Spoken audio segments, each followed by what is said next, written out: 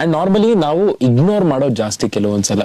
ಏನೂ ಇಲ್ಲ, ಇದು ದಿಸ್ ಟು ಶಾಲ್ ಪಾಸ್ ಅಂತ ಹೇಳ್ಬಿಟ್ಟು ನಾವು ಬಿಟ್ಬಿಡ್ತೀವಿ. But tell me some of the common points, common signs that we ignore normally hearing loss ಅಂತ ಬಂದಾಗ. ಎಲ್ಲೆಲ್ಲಿ ನಾವು ದಿನನಿತ್ಯದ ಜೀವನದಲ್ಲಿ ಇಗ್ನೋರ್ ಮಾಡ್ತೇವೆ? ಇಗ್ನೋರ್ ಮಾಡೋದ್ರಿಂದ ಏನಾಗುತ್ತೆ, if you don't use it you will lose it ಅಂತ. ಸೊ ಈಗ ಆ ನರಗಳಿಗೆ ಸೌಂಡ್ ಹೋಗ್ದಲೇ ಏನಾಗುತ್ತೆ, ಮೊದ್ಲು ಕಿವಿ ಕೇಳಿಸ್ದಲೇ ಇರುತ್ತೆ, ಆಮೇಲೆ ಅರ್ಥ ಮಾಡ್ಕೊಳ್ಳೋ ಶಕ್ತಿ ಇದೆಯಲ್ಲ ಅದು ಕೂಡ ಕಡಿಮೆ ಆಗ್ತಾ ಇರುತ್ತೆ. ಸೊ ಈಗಂತೂ ತುಂಬಾ correlation with dementia, with all this, because hearing loss can lead to all these problems.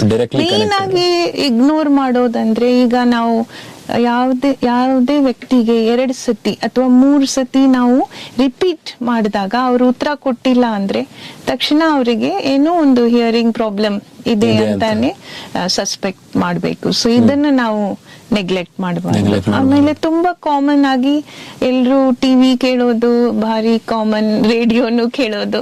So ಇವಾಗ ನಾನ್ ಮಾತಾಡ್ತಿರುವಾಗ ಯಾರನ್ನು ಜಾಸ್ತಿ ವಾಲ್ಯೂಮ್ ಇಟ್ಕೊಂಡ್ರೆ ತಕ್ಷಣ ಅವರು ಕ್ಲಿನಿಕ್ಗೆ ಬಂದು ಹಿಯರಿಂಗ್ ಟೆಸ್ಟ್ ಮಾಡಬೇಕು ಅಂತ ಒಂದು ರೂಲ್ ಅಂತ ಹೇಳ್ಬೋದು.